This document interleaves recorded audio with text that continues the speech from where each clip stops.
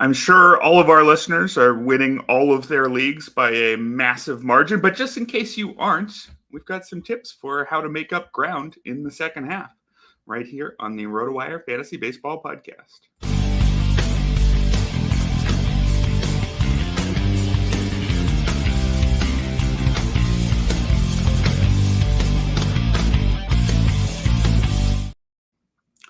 Welcome, everybody, to the Sunday edition of the RotoWire Fantasy Baseball Podcast, brought to you by DraftKings Pick 6.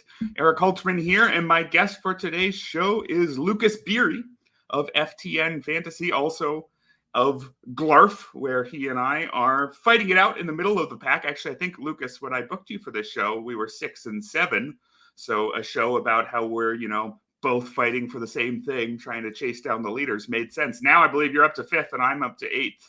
So maybe this only applies to you, but how's your season going? Are you going to be making up ground in most of your leagues, or are you playing from ahead? Mostly going to have to make up ground, doing pretty well in a few leagues, but others I have a lot of ground to make up. So just a time of year to dial in and just make any incremental gains that you can, and hopefully, it'll work out. So yeah. Well, we'll just say you were method acting throughout the first half in preparation for this show. As always, we're going to start with the headlines before we move on to the main topic of today, which is playing catch-up, strategies for how to chase down the leader if you still have some work to do in the second half. But we've got some headlines, and the headlines today, basically all pitchers getting injured. So I hope if you're in the position of chasing down the leader, you don't have any of these guys, and maybe the leader has these guys. So the most significant injury, Max Fried hit the IL today with left forearm neuritis. Forearm issues, very worrisome for pitchers. If we hear Tommy John within a few weeks or months, it often starts with forearm. We're not seeing that yet, of course, but I think forearm is one of the scariest possible words to see for a pitcher injury. And this is somebody who was dealing with forearm issues last year too. So I would imagine you don't have many reassuring things to say for people who have Max Fried on their teams, but maybe. No, I have nothing reassuring to say, and it sucks to see this for a player that's going into a contract year. The Atlanta locked up almost all their players, but Fried was one of those guys where they didn't, and I always thought that was a little strange. He's had a long history of injuries, but the last year and this year it's been forearm, and I don't know. It sucks for him going into free agency, but for fantasy, it's really bad as well.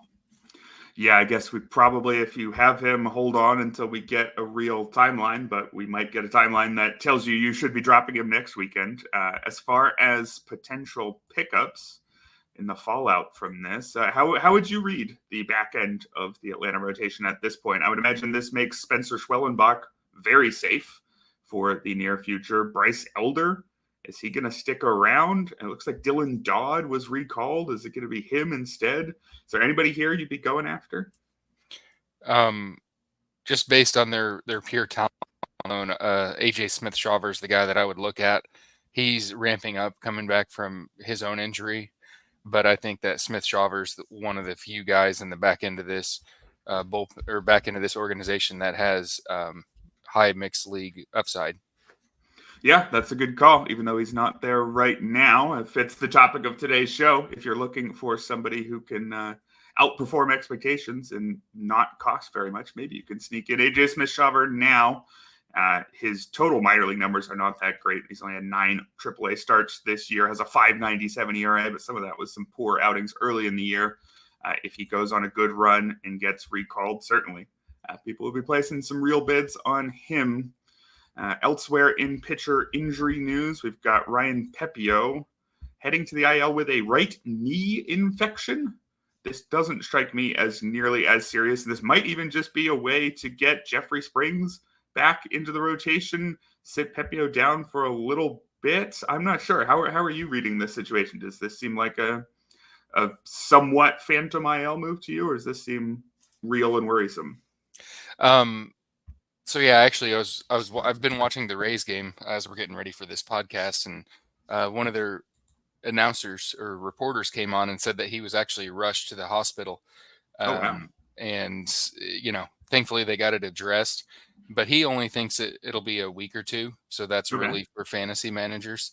But they kind of, I don't want to say they caught it in the nick of time. It was unclear. He had said that his knee had blown up, which is pretty vague to me.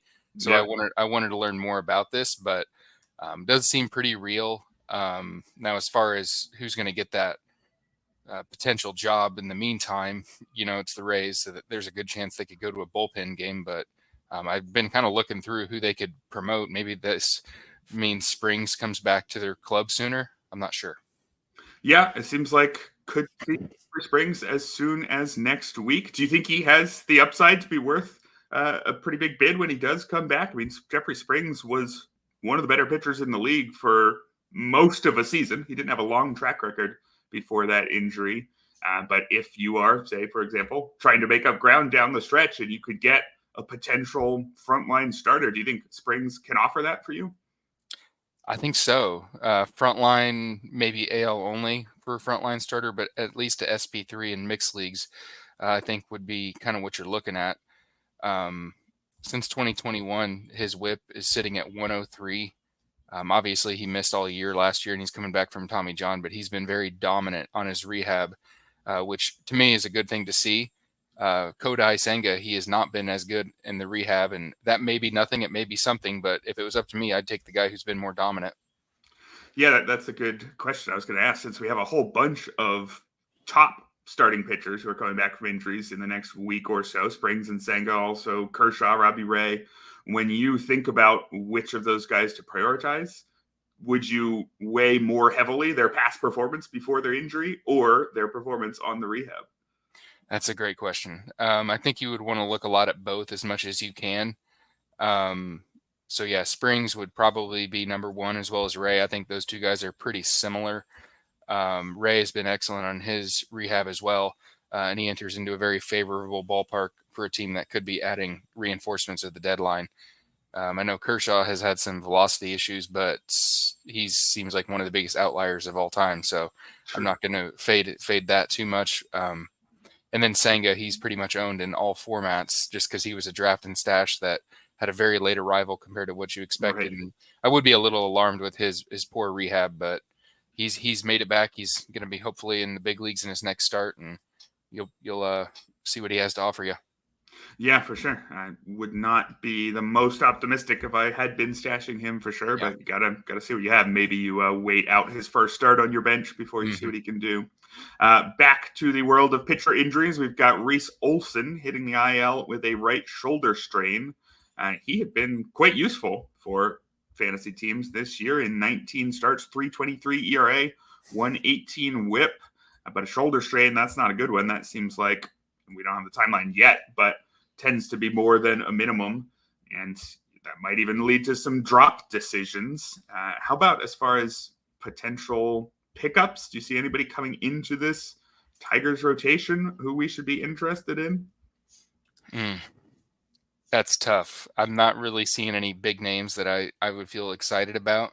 And it's funny because heading into this season, this Tigers rotation was 8 or 9, maybe even 10 deep as far as capable MLB arms, not necessarily exciting players, but your guys like Matt Manning, Right. Casey Mize, Jackson Jobe was a guy that, was mentioned in our Glarf room chat. So that was interesting. And he may not even debut this year, which would be sad, but yeah, I'm not seeing any exciting names as far as a pickup.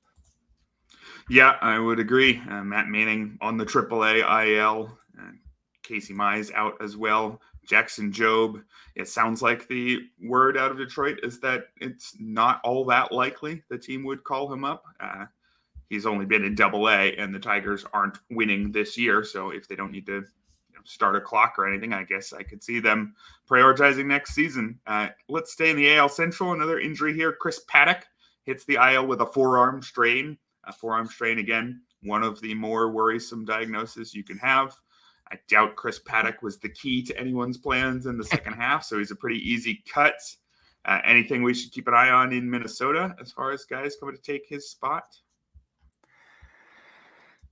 Yeah, I think if you were interested in David Festa previously, I wouldn't let a couple of clunky starts get into your way. He's had an interesting minor league progression as he's come up. Just looking through some of his minor league stuff, 35% strikeout rate, 10% walk rate with a 16.4 swinging strike rate. Yeah, if you were interested in David Festa previously, I would continue to be interested in him again. Yeah, has not yet officially been called up, but I would certainly expect him to be, especially if Paddock's going to be out for a long time. Festa is quite a highly rated pitching prospect. And like you said, even if he didn't do much in 2 starts in the majors, I would weigh his prospect pedigree more highly than those 2 outings and be pretty interested. Another pitcher injury to talk about here, not yet a trip to the IL, unless that happened in the last hour. Doesn't look like it, but Max Scherzer exited his start Saturday after just 2 innings with arm fatigue, one of the more vaguer injury descriptions we can have. I mean, this could just be the guy's 39 years old and isn't fully built up this year. He missed time most of the start of the season. He missed nearly 3 months even. The guy's just feeling arm fatigue, and there's nothing we worry about here. Of course he's feeling arm fatigue. Would that be your reading, or would your reading be, got lit up by the Orioles and now he's dealing with an injury? I don't know if I can start Max Scherzer next time out. Yeah, I agree with your 2 cents on it. In a 12-team league, you're definitely going to want to be probably more cautious, unless you're just trying to sop up volume, or if you're in a points league where a bad performance doesn't hurt you too much. I have him in a DC, so that makes the alternatives way lower since I don't have many choices. But even then again, it just feels like you could be walking into a grenade if you start him next time around. So this is a tough one. But yeah, he had a lot of injuries before he even debuted, so I wouldn't be surprised if he goes back to the injury list like you were alluding to. Yeah, it's a tough one there. As far as replacements, Tyler Mahle working his way back from Tommy John surgery. Not sure if he'd be ready to come back as soon as next week, though. Looking at his innings pitched on his rehab assignment, his last 2 outings, he went 2 2/3. I would imagine that looks to me like Mahle's still probably 2 more rehab starts away or something, but it's possible. If Scherzer hits the IL, I guess they could bring him back early, something like that. I'm not sure if there's anybody else that I would go pick up for just a single spot start. One more injury to talk about. Jacob Wilson was going to be one of the more exciting pickups of the week, a very elite hit tool, and the chance to carve out an everyday job as the shortstop in Oakland for the remainder of the season. Unfortunately, he made it 1 plate appearance into his career before suffering an injury, a hamstring strain. He left the game yesterday and confirmed today that he's been placed on the IL. The expected timeline, not entirely clear yet, but I guess not a whole lot of fantasy takeaway there, is there, Lucas? Don't pick up the guy who just got injured. No, I would definitely not pick him up, because you have no idea how long this is going to take. They may want him to get his bearings right again in the minor leagues. I'm sure they will, actually. They'll have him do a rehab, and if he sputters, that rehab could be 2-3 weeks, and then you have him in September and you held this guy. So some people will pick him up tonight, but I just would fade him entirely because he's hurt. Yeah, I'm not sure that the upside is high enough to wait out the injury, given that we may not even see him again. Who knows? Like you said. Let's move on to the main topic of the day, which is strategies for playing catch-up. What to do if you are still in the race, but still have some work to do. This is not an episode for those of you who are winning all your leagues by 30 points, but if that's you, thanks for hanging out.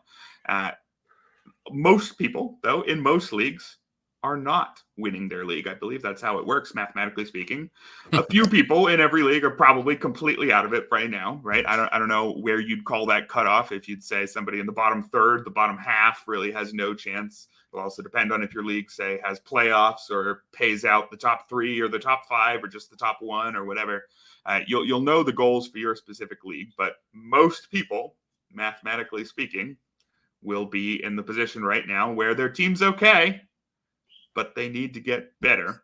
So we're going to start out with some general strategy tips and then move into some specific players right after this message from Pick 6. Did you ever play the over-under game with your friends? Think I can eat that slice of pizza in under 30 seconds? Or I know it'll take you over a minute to down that 2-liter. If you have, then you're going to love Pick 6, the new fantasy game on DraftKings. Here's how to play during baseball season. Pick between 2 and 6 players and choose if they'll have more or less of a stat like runs, hits, strikeouts, and more. Track your picks and play against others for a shot to win huge cash prizes. That's all there is to it. Download the new DraftKings Pick 6 app and use code RWPICKS. New customers play $5 and get 50 in Pick 6 credits. That's code RWPICKS for new customers to play $5 and get 50 in Pick 6 credits only on DraftKings Pick 6. The crown is yours. One per new customer. Non-withdrawable Pick 6 credits expire in 6 months. Limited time offer. Gambling problem? Call 1-800-GAMBLER. 18 plus in most eligible states. Not available in all states, including New York and Connecticut. Eligibility restrictions apply. Void where prohibited. See terms at pick6.draftkings.com/promos. And we are back after that speed reading to the Sunday edition of the RotoWire Fantasy Baseball Podcast. Erik Halterman here with my guest, Lucas Biery of FTN Fantasy, talking about playing catch-up. So let's start, as promised, with some general strategy talk here, Lucas. If you are sitting where you're sitting in Glarf, which is fifth, or a similar spot in one of your leagues where you know your team is not bad, but you also know if things keep going the way they've been going, you're not going to have the results you want. How does your strategy shift at this point of the season? Yeah. So over the All-Star break, I kind of just took a look at my teams and just noted how many points I have for hitting and pitching, noted some general observations, and then used some pitching rankings to write down kind of where my pitchers are. As far as for Glarf, I have 3 top 25 pitchers. And in my main event, I only have 1 top 10 pitcher. And then the next guy is at rank at 47, Kevin Gausman, using Paul Sporer's rankings. So I kind of did that to just get a state of the union on the team. I know Paul would agree that even, a few days after his rankings drop, they would need to be changed a little bit. So that's not perfect, but it'll give you a brief idea of where your pitching sits. And then I went through my offense and kind of wrote down who I view as a streamer, who I view as kind of an in and out of the lineup guy, who I view as a core or an elite player is the way I broke it down. And I looked at this team and I know I need offense really bad. So that's where my spending is going to be going. It would be beautiful to get a Springs or a Robbie Ray, but I need offense a lot more in this league. So you identify your weaknesses is the first step I would do. And then whenever you're setting your lineups, if you have a close call between a couple of different guys, you can actually just pull up your standings and just decide who's going to be more likely to provide that steal that you need, or batting average if you're really low on average, and really try to micromanage it. I'm actually not even afraid to do that earlier on in the season. You don't want to do it too early, but if you're really close between guys and you have 2 stolen base points, even in May, I don't think it's a bad call to reference your standings to make those decisions when it's that close. So those are kind of the few things I would look at. Yeah, that's a great call. So we're definitely well into the season enough to know not just how good our team is in general terms, but where they're good and where they need real help. And so definitely if you have work to do, you better be getting more specific with your moves and not just trying to add talent in general. I definitely would say I skew towards just try to add the most talent I can for agreed. A lot of the season, right? If you do what you're talking about too early, then you're missing out on overall talent. But Absolutely. Definitely at this point of the year, there are stats you just don't need and stats that you definitely need. I think for me, one of the big things that I do is just think more optimistically about players. Yes. Because if you think about it, maybe in the draft, you're drafting everybody's 50th percentile outcomes, their median outcomes. Maybe you draft slightly optimistically and you think, all right, well, especially for the guys you pick after the first 10 rounds, I'm drafting their 60th percentile outcome. And the late guys, I'm drafting their 70th percentile, something like that, where, you hope it works out. But when you're at this point in the season, you really need it to work out. So you need at least a few guys on your team. If you're trying to do better than you were up to this point, you need at least a few guys who, if they hit their best 10% of outcomes, are going to be way better than they expected to be. You need some guys who really have that broad range of outcomes, I think, because guess what? It's probably not going to work, but you're already probably not going to win, right? That's the thing. Most people who are in 5th right now aren't going to win their league. So you need to do something slightly out of the ordinary, I think. Some of it is increasing your efficiency, like you talked about, and making sure you play tighter. But some of it is getting, I think, at least a little bit weird. Is that fair? Yeah, I think like going for a higher variance type player,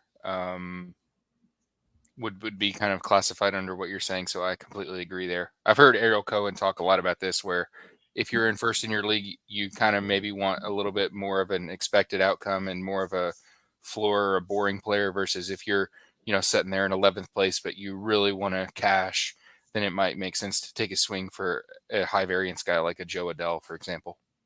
Right. So we're about to get into some specific players, but I just want to throw one more thing on this topic. If we're saying high variance makes more sense, would you just, as a blanket rule, say all these call-ups are interesting to me? Anybody who had any prospect pedigree at all, they all have higher variance. We've never seen them in the majors. I want to be in on all of them.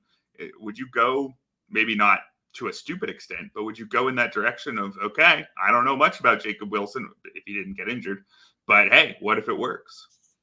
For me, I wouldn't go that route just because sometimes these prospects are more of a narrow set of outcomes, like a Spencer Horowitz. He's probably just going to be a decent little 105 to 110 or so WRC plus if he were to work out. I don't think he has like loud upside. So I would more so look at the guys that if they were to go on a massive heater, you wouldn't be surprised, like a Junior Caminero. He has potential to come back up. And maybe just like look for guys that have the top of the scale type of upside, just because prospects, some guys are more floor plays or some guys are closer because they're defensive prowess. So yeah, it's one of those types of things, I guess. This is maybe a topic or a question for last week, but Rhys Hines, he's the type of guy, right? If Rhys Hines pops out and you're in this position and you're sitting fifth, well, even if you're a very responsible and smart fantasy player who knows that guys like Rhys Hines aren't going to keep this up, are they?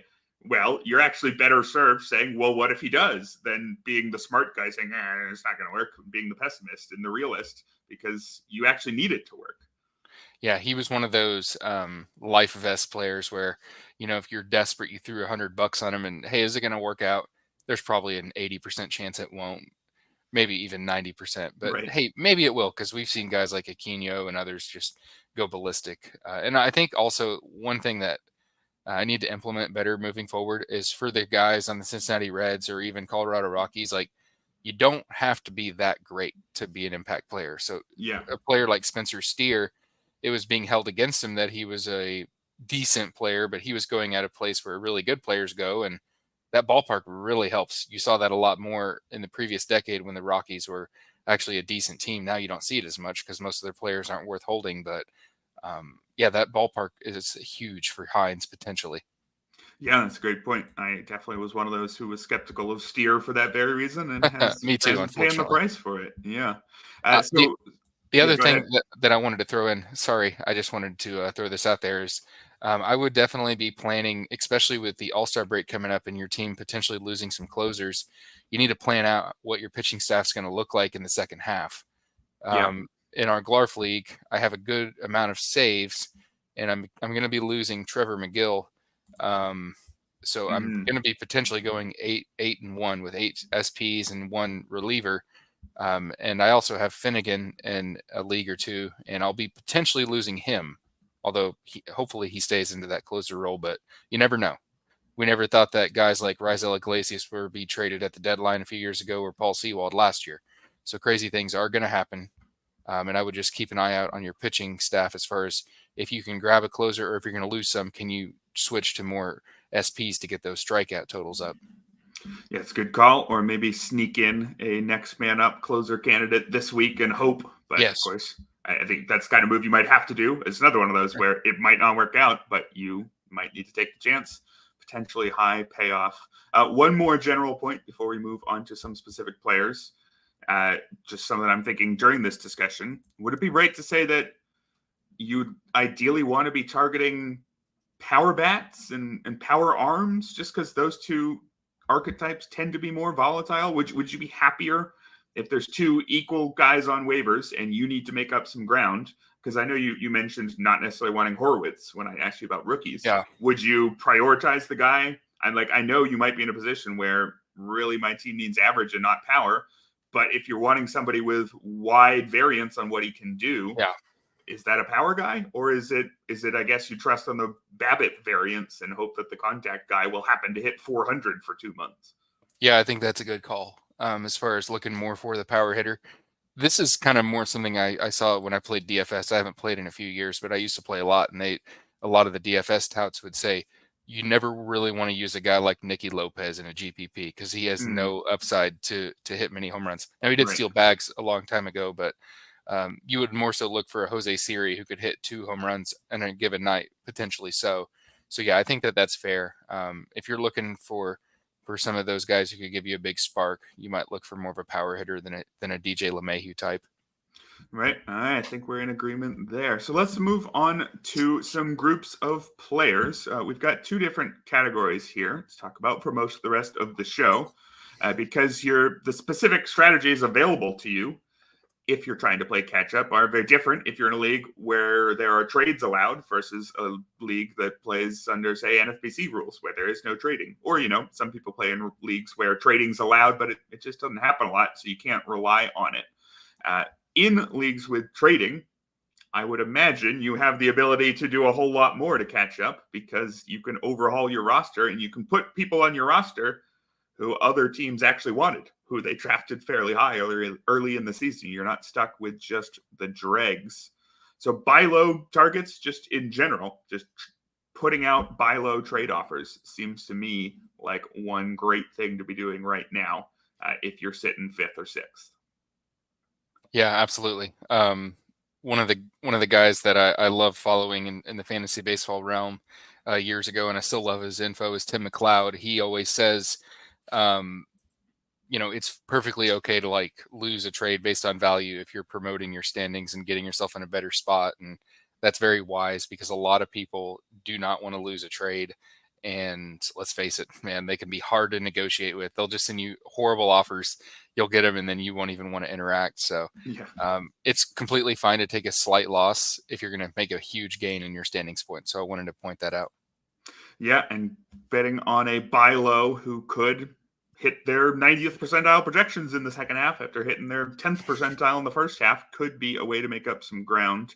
You threw a bunch of names out here, but I'm going to jump past them real quick and throw out the most aggressive possible buy low, and then we'll talk about some more reasonable ones. But I want to ask about Corbin Carroll. If you're in a position where you need to make up some ground, would you look all the way at the top to a player like Corbin Carroll and say, you know what? I know you drafted him as a first rounder. He definitely hasn't been like one. But hey, if he is, then maybe that's what I need to go from fifth to first. So I'm going to send my, sixth, seventh, eighth round pick, whatever I can, to try to get your first rounder. Does Corbin Carroll look like the type of buy low target who could send you way up the standings, or would you look elsewhere? Man, that is a tough one. You know what? I'm going to be optimistic. I'll say he does look like he could be that guy. He's woken up a lot lately. Now he's not on fire or anything, but he's been a lot better than he was. And as far as his injury stuff, I mean, who knows if he's truly still hurt or not? Only he would know. Maybe the team doctors. And they're still in a playoff race too. So I mean, sometimes guys just play through an injury if their team can make the playoffs. If it's something that, and I've never understood this, but it can't get any worse. Well, I find that hard to believe. I feel like things Right. can always get worse, but yeah, I would be comfortable going for him. Obviously, it'll all depend on the price point, but yeah, a player like this has the ability to really put a bunch of loud numbers up in a small period of time. So I would be comfortable fishing for him and paying a pretty reasonable price to get him. Right. And to fit the theme, you can make that offer even if you think, more often than not, it's not going to work out. Yep. But as long as you think there's enough of a chance that Corbin Carroll could play like a star, there aren't going to be too many other players out there who have the potential to play like a star who you could go get. And with Carroll performing a little bit better, he hasn't been great, but in June and July, he's been above average hitter by WRC plus in both of those months. And, he's still got some of that top end exit velocity there this season. I'm kind of coming around to the idea that maybe he isn't still hurt, but that his reaction to his shoulder injury last year, he changed his swing in a way that isn't allowing him to get to his power. That seems like the most logical explanation. And I guess if I believe that, why would I think that he's suddenly about to hit for power again? But, again, we're thinking optimistically. We're thinking about moves that 8 times out of 10 don't work out, but 2 times out of 10 they work out a lot. So maybe Corbin Carroll. How about if we move a little bit lower down, though, with a less dramatic buy low target? You sent me a few buy low hitters. Who would be your first priority or two? Yeah, so I make a reasonable amount of trades because I'm in several dynasty leagues. I don't make as many as I used to, but when I'm thinking about going for a trade, I oftentimes want to go for a guy where if I'm coming to the owner, it's not going to be asking for anything too crazy. So I try to go for more modest players because that's going to give you an actual chance to get it done. So looking at a guy like Dansby Swanson, the last 2 years in Roto, he's been perfectly solid, very glue guy. And he's had a really slow start this year. As far as his rest of season projections, much better than what he's done. And he's one of those max volume type players. So you're always going to be able to get your money's worth as far as a playing time perspective. I really don't see any big red flags to show that he's a completely different player. His barrel rate's completely where it's always been. He's striking out a little bit more. But I think if you were to go to the other owner, they're not going to think, oh, what does this guy know that I don't? He's just going to think, well, if it's Dansby Swanson and you give me a pitcher that's pretty good and I need pitching and have enough middle infield, you can have yourself a deal and get a player that you're avoiding a lot of the bad that he's done and hopefully catch the good if he produces the way that a system like the Bad X expects him to.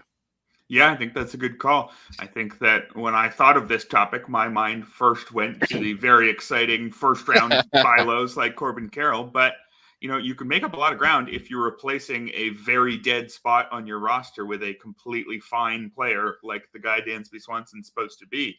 Yeah. So I'm glad you brought him up because it really is. It's not just about trying to get the fallen star. It's also about, well, of course, it depends on who you'd be replacing in your roster. But if you have a very bad middle infield spot, then bouncing back to being a solid hitter, nothing too special, is all you really need from Dansby Swanson. Could be a big boost in the second half.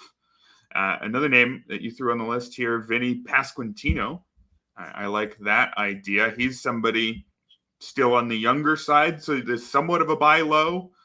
Also, maybe you could say there's still some development left to do. Maybe you could also point to the fact that he was getting some bad luck very early in the season.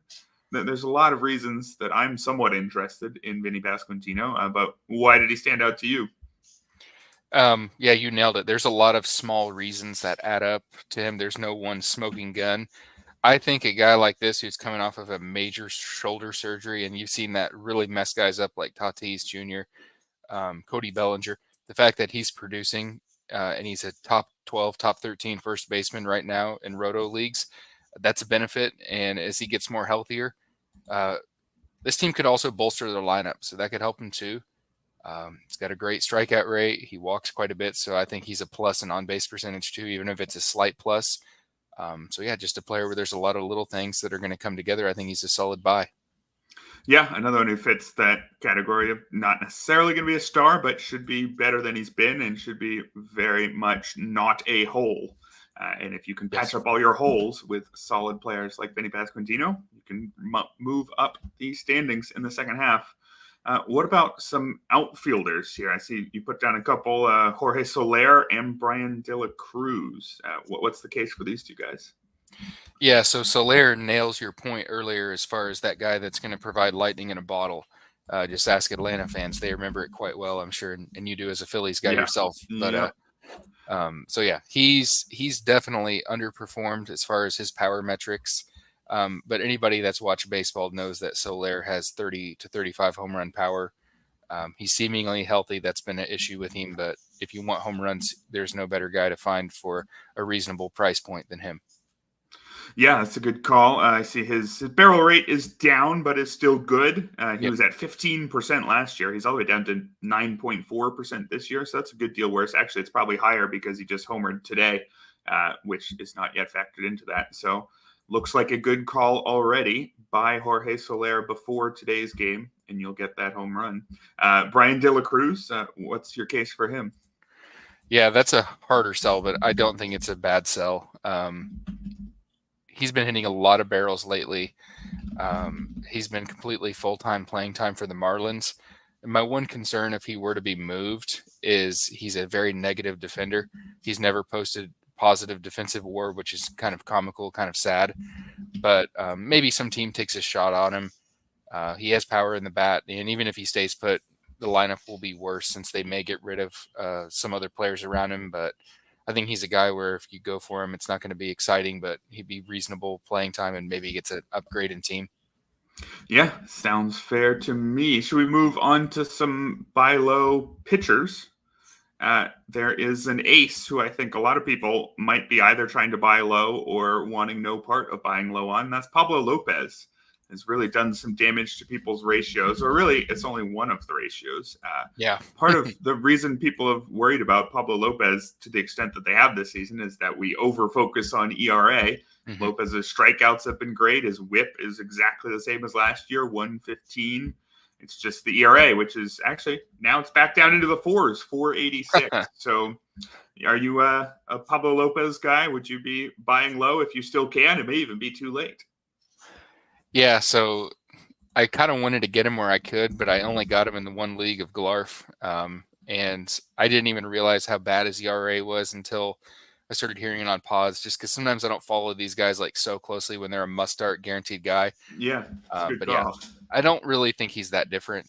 He's been noted as a buy low on a lot of different podcasts that have come out lately, and I think he's exactly a buy low. You're going to be feeding, I guess, off of someone's emotions that that this guy screwed them over, but that just makes him even more buyable. So I like him as a buy low.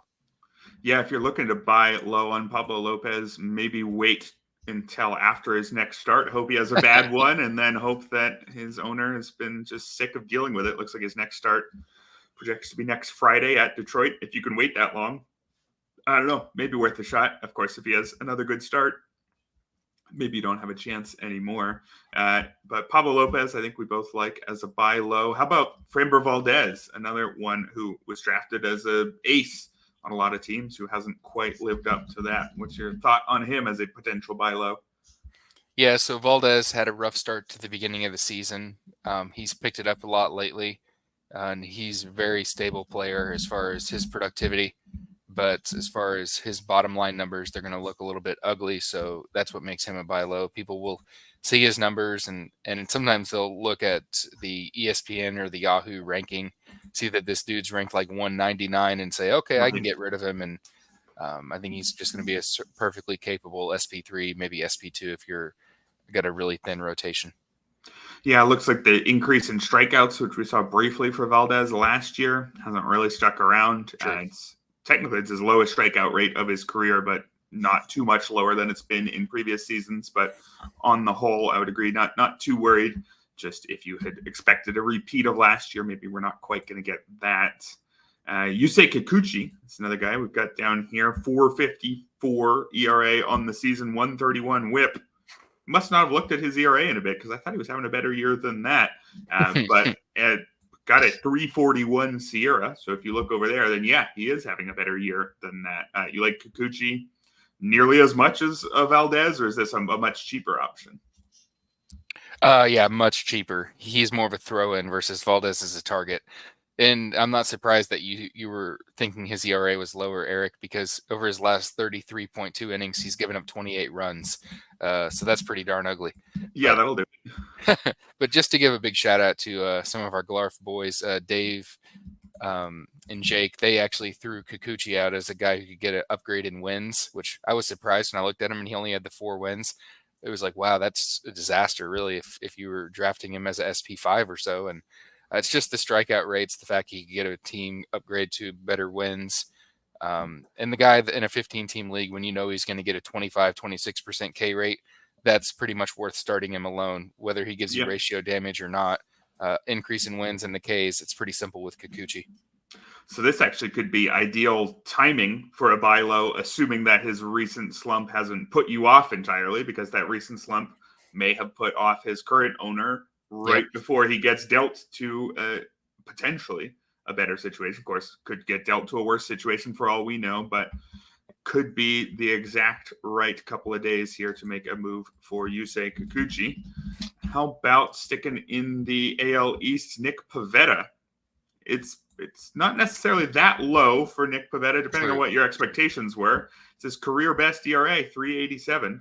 But you've thrown him on here anyway, expecting the potential for a good deal more in the second half. Yeah, that's tough.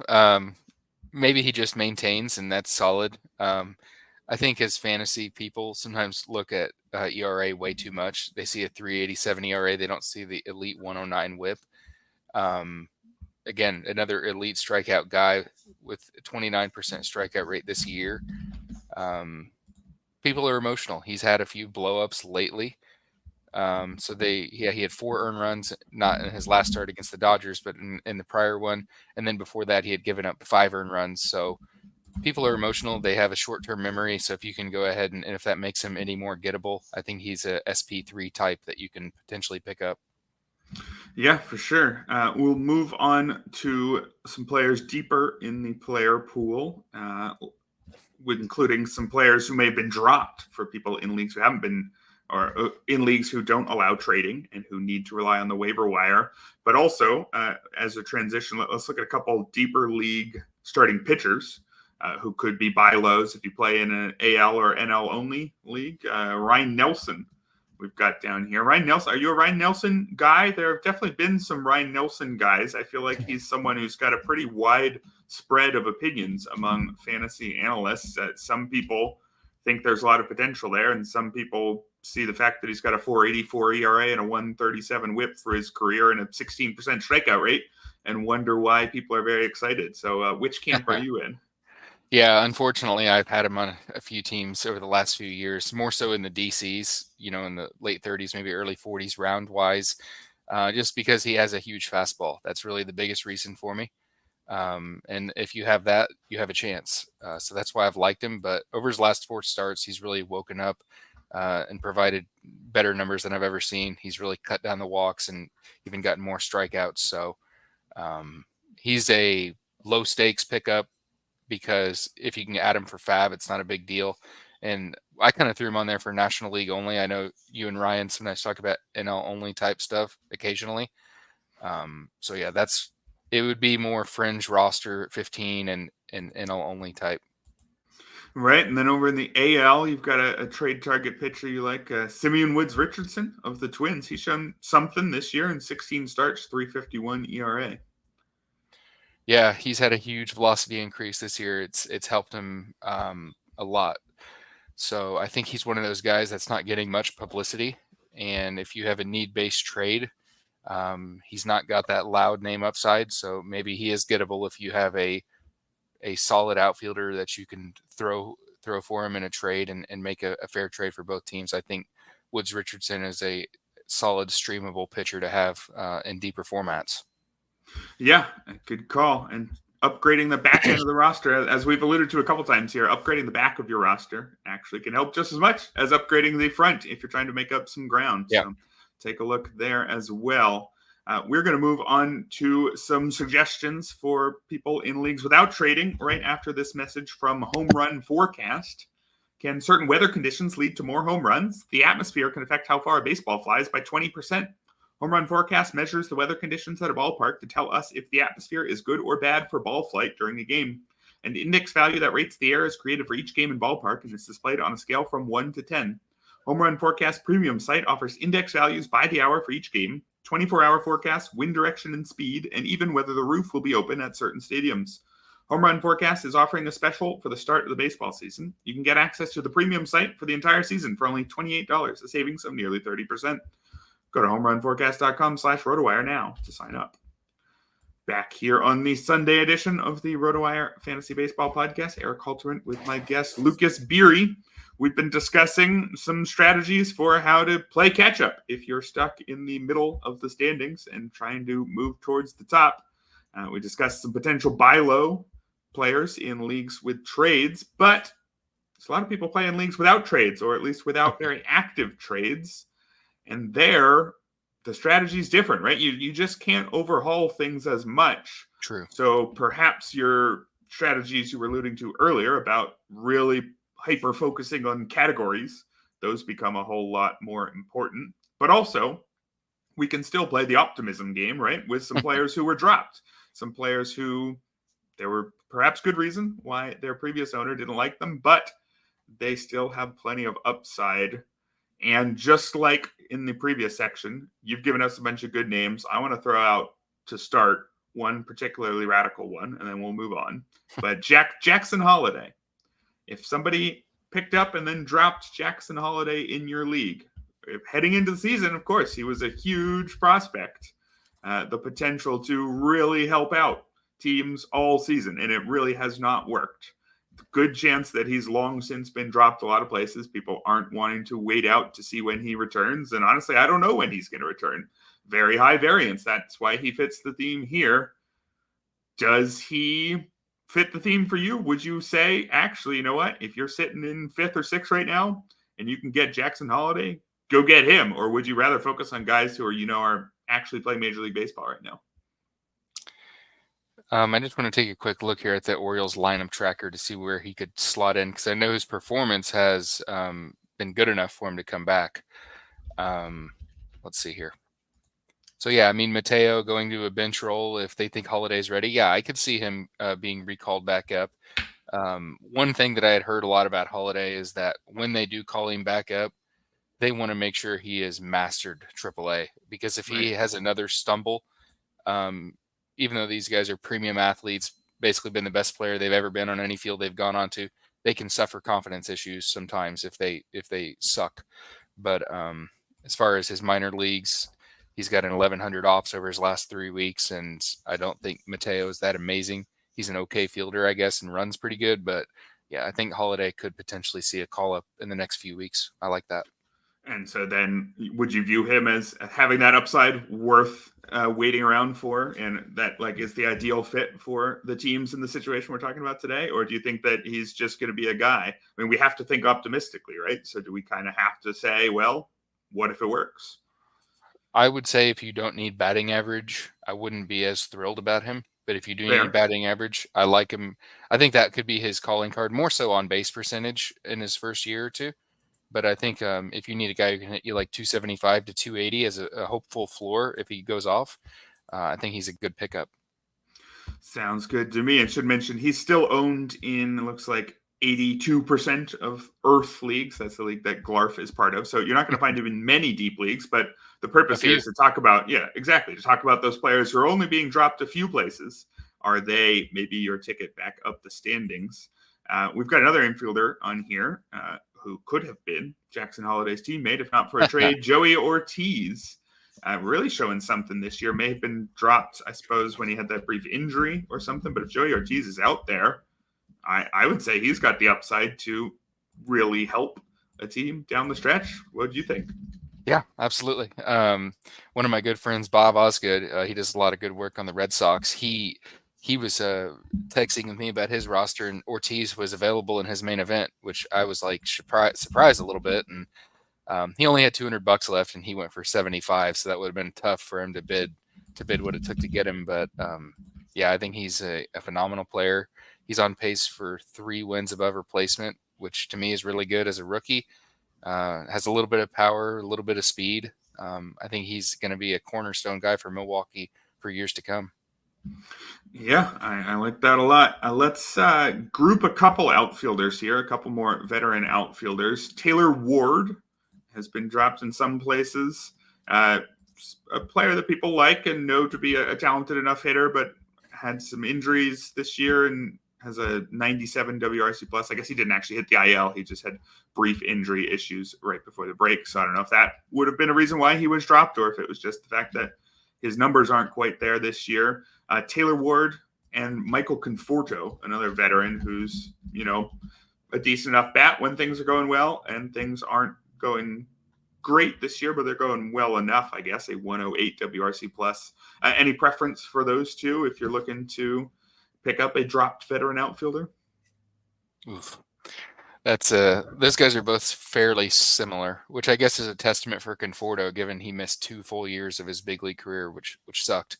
But yeah, I would probably go more on the Conforto side for next week, because I believe he has an 8-game week next week, and we're playing a week-to-week game, but even more so now than ever if you're a catch-up team. And as far as Ward goes, I just think he's kind of one of those guys that is not a name brand player, despite the fact he has a 14% barrel rate. I think he's going to be moved into a better team.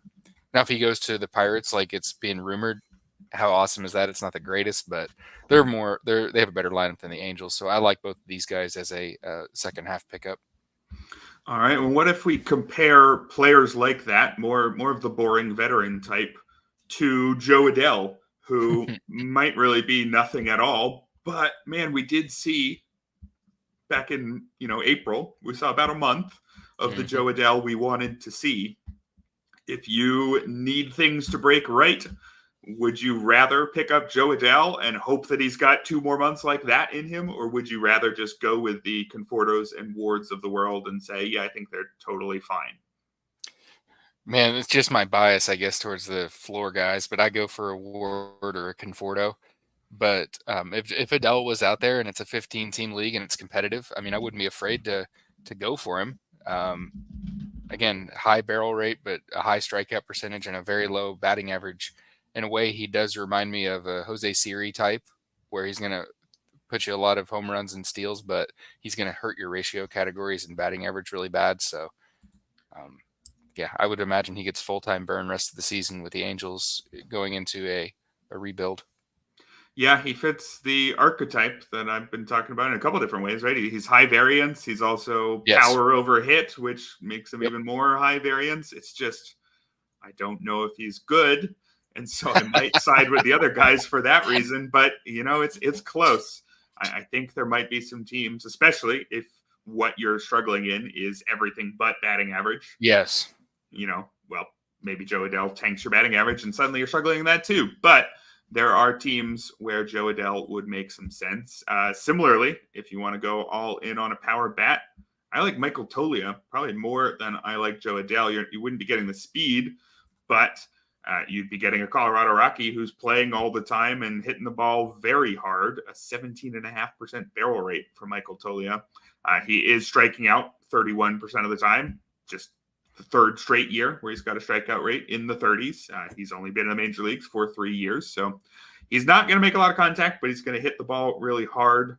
And also the Rockies, if you play in a league with playoffs, 4 of the final 5 series for the Rockies are at home. So if you're in a playoff league, maybe think about trying to sneak in some Rockies if you're going to make the playoffs, which I guess is a different topic than today. We are focusing on teams who need to get back into the playoffs. But if you are lucky enough to be comfortably in it, maybe consider some extra Rockies there. Do you like Toglia more than Adele, more than the boring veterans, Conforto and Ward?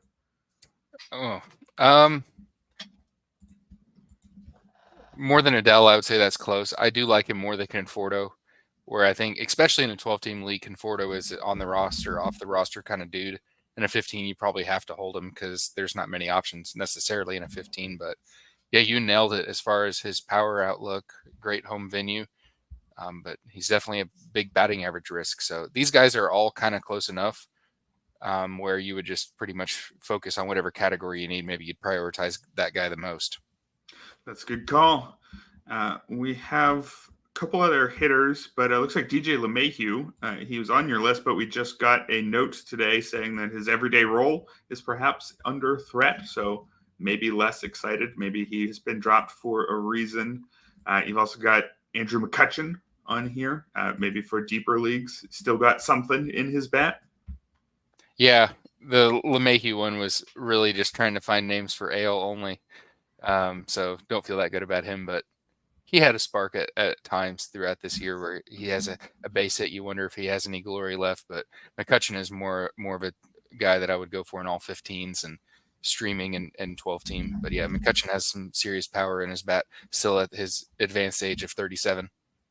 All right, let's move on to some dropped pitchers. There might be fewer of them who are interesting because just any pitcher who's on a roster and playing regularly tends to be on somebody's fantasy roster, at least in deeper leagues. I'm going to throw out one for you, a potentially controversial one. Bobby Miller. Would you go for Bobby Miller if he's been dropped? Looks like he's been dropped in about 1 out of every 5 Earth leagues. So similar to some players we were talking about earlier, similar to several of those guys. many people still holding on to Bobby Miller, despite the fact that this year he's been hurt and then bad because, last year he was excellent. We don't know when he's going to come back from the minors. So if you're stashing him for a week, 2.5 months, who knows? But again, we're talking about people who might need to be taking bets on some high variance players. Would you go out and prioritize Bobby Miller as the stash if you're in that position, or would you prioritize guys who can help your team right now?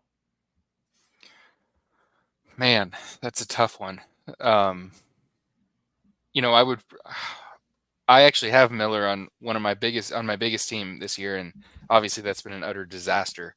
But just trying to never really hold a grudge too badly, unless you think a guy just fundamentally has flaws like Chris Bryant unfortunately has for the Rockies. But like with Bobby Miller, if he's out there in a 12-team league and you have a free bench space, I mean, why wouldn't you grab him if he dominates in AAA Oklahoma City and then you have him? If he doesn't work out, you can get rid of him after a few weeks because he does have that front of the rotation upside, unlike most guys we've talked about on this podcast. So, yeah, I would go for him if you don't need the spot. Now, if it's going to hinder you, then obviously it's not probably worth it. But yeah, he could maybe turn things around with mechanical tweak, or if he starts feeling healthier, which could be the issue the whole time. Yeah, his most recent minor league start, he went 5 innings for AAA Oklahoma City. Didn't give up any runs, only allowed 3 hits, but 4 strikeouts against 4 walks. Not ideal there, but I still think I'd be open to adding him in some situations. Although, again, if you are not where you want to be in the standings, it might be because you've dealt with a bunch of injuries and you don't have the luxury of adding a Bobby Miller. So if that's the case, you need to add somebody who's been dropped who could help you now. So we've got Jordan Montgomery on the list, still holding out faith in Jordan Montgomery, expecting him to do much better, further removed from the fact that he didn't get a proper spring training because he was such a late signing. Would that be part of the logic here? Yeah, pretty much.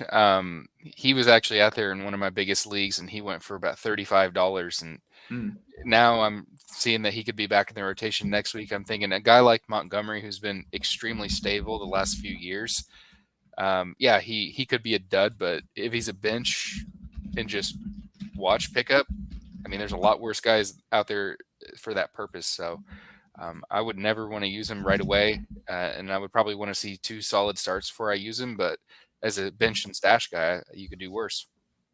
Yeah, and that makes some sense. So we've also got Ryan Nelson fits into this category. Perhaps you've got one more name for deep AL leagues, JP Sears.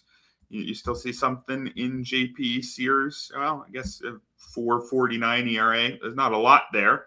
But do you think there's some upside for something else, or is this just an interesting streamer in those deep leagues? Yeah, kind of a streamer in the deep leagues. Yeah, not a whole lot to him. Maybe use him in the Coliseum or for a double start week. But yeah. All right, fair enough. And then we got one other category here, which is injury stashes, injured pitcher stashes. I think we started the show with a whole bunch of injured pitchers, and we alluded to some of the top pitchers who are about to come back, the Clayton Kershaws of the world. But you could also get a pretty good starting pitcher, maybe an SP3 or 4 for the month of September, who's out until then. A handful of guys, Clark Schmidt, Joe Musgrove, Merrill Kelly. Which of those guys would you be prioritizing if you're looking to stash a dropped injured pitcher? I would probably look for Kelly as my number 1. I would say Musgrove, since I think he has the loudest talent of any of these in this group, but he's had injury issues last year, injury issues this year. He got bombed in spring training, which is a guy that had a good amount of Musgrove and DCs. I tried to kind of ignore because it's just spring training, but that was a foreshadowing of a bad year. But if he's a pickup, I like Musgrove, but I think I prefer Kelly a little bit more. He's also closer than Clark as well as Joe Musgrove as well. Yeah, that's a good call. Got to weigh both the past performance and the timeline because odds are you do need a pitcher pretty soon. A lot of these injury stashes are luxuries that you can only sort of afford if you're in this situation, but it'll depend on the team. think that's more or less going to wrap it up for us. Do you have any final strategy tips for people who are looking to make up some ground in the final couple months? One thing that I was going to throw out there, there's sometimes the simplest answer is the best answer. Just keep working, keep trying to do Yep. your best. There will be teams that are going to drop out, whether it's a main event league or if it's, your Yahoo league that's you're playing with your friends. So just keep working. And you might just be surprised at how much you climb compared to your expectations if you're lower in the standings. Yeah, that's a great point, especially if you're lower than you wanted because you had some early injuries or early underperformance that is no longer the case. Maybe your team on true talent is already good enough to charge up the standings. So Yep. try to get a sense of where you actually stand. And then, like we said, it's a combination of really focusing on what your team actually needs in the standings and opening yourself up to a bit more risk. Because guess what? If it doesn't work out, you're not really any better off than you are right now. That's going to do it for today's show. Thank you, listeners and commenters. Thank you to our sponsor, DraftKings Pick 6. And thank you to Lucas. Lucas, where can people find your work? Yeah, you can find me on Twitter at LucasBiery33. I tweet out occasionally there, not a whole lot, but you can see any of my articles that I do at FTN there. I do a hitting planner right now where I just pretty much look at schedules, promotions and demotions, as well as injury updates and do hitter rankings each week. So you can check that out over at my Twitter, and it's on FTN. All right. Thanks again, Lucas. Thanks again, everybody who listened and commented. Hopefully we gave you plenty of suggestions to win all your leagues, unless you're already winning all of them already. I'll be back next weekend, and Jeff and Scott will be back tonight, wrapping up tonight's Fab.